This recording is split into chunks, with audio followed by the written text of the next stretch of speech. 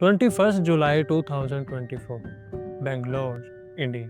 रात के तकरीबन 11 बजे बेंगलुरु के एक पीजी मींस गर्ल्स हॉस्टल में एक लड़का अपनी गर्लफ्रेंड के रूम में आता है और दरवाजे को हल्का सा नॉक करता है। और कुछ ही देर के बाद उसकी गर्लफ्रेंड ने दरवाज़ा खोला और वो उसे अपने सामने देख बहुत ज़्यादा खुश हो गई, लेकिन वो नहीं था। इस लड़के के हाथ में एक पॉलिथीन बैग था।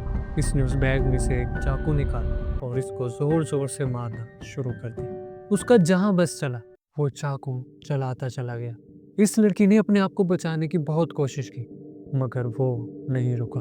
तो अब सवाल ये था कि आखिर इस लड़के ने ऐसा किया क्यों था। आखिर इसे अपनी गर्लफ्रेंड पर ऐसा क्या गुस्सा या गिल्ट था कि इसने उसे चाकू मारते हुए एक बार भी नहीं सोचा। या आई एम जहेब वर्षा और आज का केस है कृति कुमारी का। तो चलें शुरू करते हैं। कृति ईयर 2000 में बिहार की एक मिडिल क्लास फैमिली में पैदा हुई। इसके माँ बाप इसको पढ़ा लिखा कर एक बड़ी पोस्ट पर देखना चाहते थे and she was also committed in doing so. अब उसकी अंडर ग्रेजुएशन कंप्लीट हो गई और अब उसने एमबीए को परस्यू करना शुरू किया एंड इन जैन 2024 उसकी एक प्राइवेट कंपनी में as a business development associate job लग गई। लेकिन अब मसला ये था कि वो कंपनी बेंगलोर की थी और अब इसको जॉब के लिए बेंगलोर जाना था। और दूसरी बात ये कि बेंगलोर कृति के लिए एक बिल्कुल ही नई जगह थी, क्योंकि ना तो वहाँ पर उसका कोई दोस्त था और ना ही कोई रिश्तेदार। और अब इसको वहाँ पर रहने के लिए एक रेंटल अपार्टमेंट में ही रहना पड़ता था, क्योंकि अब कृति फैमिली में रहती थी। इसी वजह से उसको अकेले रहना बिल्कुल भी पसंद नहीं था। लेकिन उसे अब अपने पेरेंट्स के लिए ये सब कुछ करना पड़ रहा था, क्योंकि वो एक हैंडसम अमाउंट कमा रही थी। इसी वजह से उसके पेरेंट्स काफ़ी ज़्यादा खुश थे कि उनकी बेटी इंडिपेंडेंट होती जा रही है। अब क्योंकि बेंगलोर में उसका कोई भी दोस्त नहीं था, इसी वजह से उस कंपनी के अंदर जो उसके को-वर्कर्स थे, जो उसके फेलोज, वही उसके काफ़ी अच्छे दोस्त बनते जा रहे थे। और उन्हीं में से एक लड़की थी जिसकी कृति से काफ़ी ज़्यादा बनती थी और ये बहुत कम अरसे में काफ़ी अच्छी दोस्तें बन चुकी थी। इस लड़की का नाम डिस्क्लोज नहीं किया गया। ये लड़की महाराष्ट्र में रहती थी और ये भी कृति की तरह जॉब के लिए बेंगलोर आई थी। ये अब एक दूसरे को काफ़ी ज़्यादा समझने लगी थी और ये अपनी हर बात एक दूसरे के साथ शेयर किया करते थे। और कृति की दोस्त उसे अपने अच्छे वक्त के साथ साथ अपने बुरे वक्त के बारे में भी बताती थी। विच वाज लाइक कि एक दिन कृति की दोस्त ने उसे बताया कि कुछ मंथ्स पहले तक वो बेंगलोर के एक रेंटल अपार्टमेंट में अपने बीएफ के साथ रहती थी। विच वाज अभिषेक घोसी। अभिषेक बेंगलोर की एक छोटी सी फर्म में काम करता था और इनके रिलेशनशिप को काफी टाइम गुजर चुका था। लेकिन कुछ मंथ्स के बाद ही अभिषेक की जॉब चली गई और अब इनमें प्रॉब्लम्स आना शुरू हो गए। अब ये लोग तकरीबन हर रोज ही लड़ा करते थे और जब अभिषेक के पास पैसे नहीं होते तो कृति की फ्रेंड ही उसे फाइनेंशियल सपोर्ट किया करती थी, जस्ट बिकॉज कि वो उससे प्यार करती थी। लेकिन अभिषेक हमेशा अनग्रेटफुल ही रहा। वो उसे अक्सर कहता था कि तुमने मेरे लिए किया ही क्या है। और जब भी कृति की फ्रेंड अपने बीएफ को कोई जॉब करने के बारे में कहती तो वो काफी ज्यादा चिढ़ जाया करता था। उसे ये लगता था कि वो उसे नीचे दिखाने की कोशिश कर रही है। और अब इसी वजह से कृति की फ्रेंड अब काफी ज्यादा परेशान रहने लगी थी और अब वो अपने काम पर भी ज्यादा तवज्जो नहीं दे पा रही थी। और अब जब उसने अपनी ये स्टोरी अपनी फ्रेंड कृति को बताई तो उसने कहा कि उसे अपने इस टॉक्सिक रिलेशनशिप से छुटकारा ले लेना चाहिए। शी सेड कि वो अपना अपार्टमेंट छोड़े और उसी के पास आकर रह ले, क्योंकि वो भी अकेली रहती है। इसी वजह से अब ये दोनों इकट्ठे रहेंगी। तो अब क्योंकि वो पहले से काफ़ी ज़्यादा तंग थी तो इसने इस बारे में ज़रा भी नहीं सोचा और अपना बीएफ और अपार्टमेंट छोड़ा और अब अपनी दोस्त के पास आकर रहने लगी। अब ये दोनों काफ़ी ज़्यादा खुश थे, बट नो वन नोस कि ये खुशी ज़्यादा टाइम के लिए नहीं,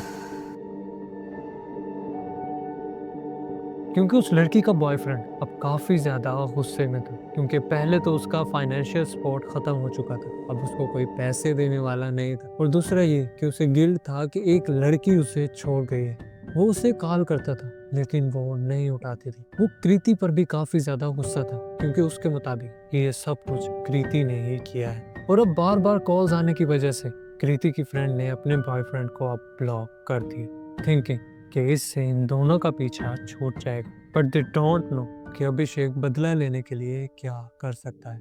और अब जब इन दोनों ने ही अभिषेक को ब्लॉक कर दिया तो अब उसका गुस्सा पहले से भी बढ़ गया और एक दिन वो इनके पीजी में आया और बहुत ज्यादा हंगामा किया। उसने कृति को बहुत गालियां दी क्योंकि उसके मुताबिक कृति ने इन दोनों का रिलेशनशिप खराब किया था। अब जब इसने वहां पर काफी ज्यादा हंगामा किया तो इसकी आवाज सुनकर काफी ज्यादा लोग इकट्ठा होना शुरू हो गए और अब अपने आसपास काफी ज्यादा लोगों को देखकर वो वहां से चला गया। अब इससे कृति और उसकी दोस्त काफी ज्यादा डर गई और दूसरा उन्हें ये भी डर था कि अगर अगली बार अभिषेक आया तो वो कुछ करना दे। So now they changed their apartment and now they were relaxed thinking कि अब उनकी जान छूट गई।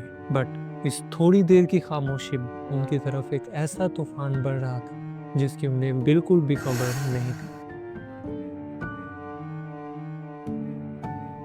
21 जुलाई 2024 रात के 11:15 पर कृति पूरे दिन काम करने के बाद अब रिलैक्स होने के लिए अपने बिस्तर पर जाकर लेट गई और कुछ ही देर के बाद उसके दरवाजे पर नॉक हुई।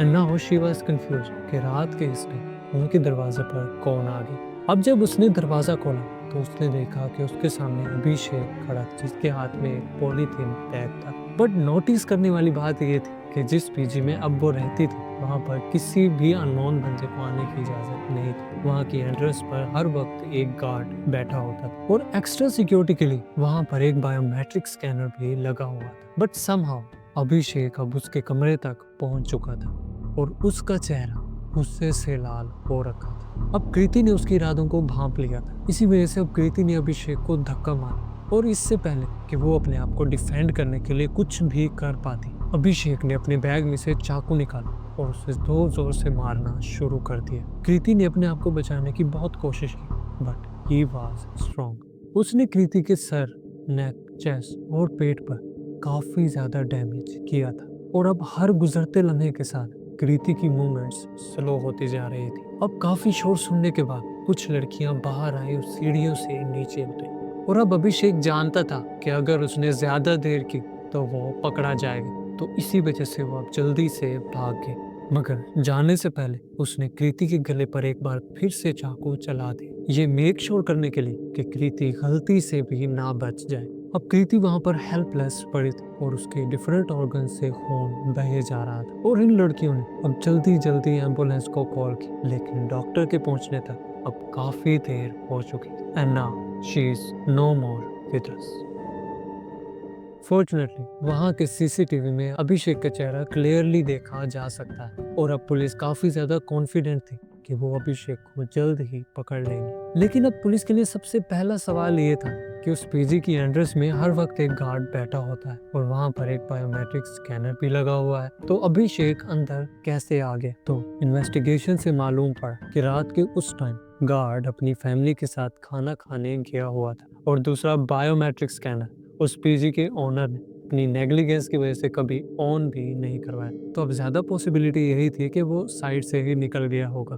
अब पुलिस को मालूम पड़ा कि अभिषेक मध्य प्रदेश का रहने वाला था, तो पुलिस को यकीन था कि वो भागकर मध्य प्रदेश ही जाएगा। अब पुलिस ने मध्य प्रदेश पुलिस को इन्फॉर्म किया कि वो अभिषेक को ढूंढना स्टार्ट किया और इस केस के 3 दिन बाद 26 जुलाई 2024 को पुलिस को मध्य प्रदेश के बस स्टैंड अभिषेक मिल गया और अब अभिषेक ने बताया कि उसने कृति को सिर्फ इस वजह से मारा था क्योंकि उसने उनके रिलेशनशिप को खराब किया था और मेन वजह ये कि उसने उसके फाइनेंशियल सपोर्ट ही खत्म कर दी थी। अब अभिषेक पर कोर्ट ट्रायल्स चल रहे हैं और उम्मीद है कि अभिषेक को लाइफ इम्प्रिजनमेंट या डेथ पेनल्टी सुनाई जाएगी। इसके अलावा पीजी के ऑनर पर भी FIR काटी गई बिकॉज ऑफ द नेग्लिजेंस। जी हाँ, ये था हमारा आज का केस। उम्मीद है हमारी आज की ये एफर्ट आपको पसंद आई होगी। अगर पसंद आई हो तो लाइक, शेयर और सब्सक्राइब करना ना भूलिएगा। अब मिलते हैं एक नए केस के साथ, तब तक के लिए अल्लाह।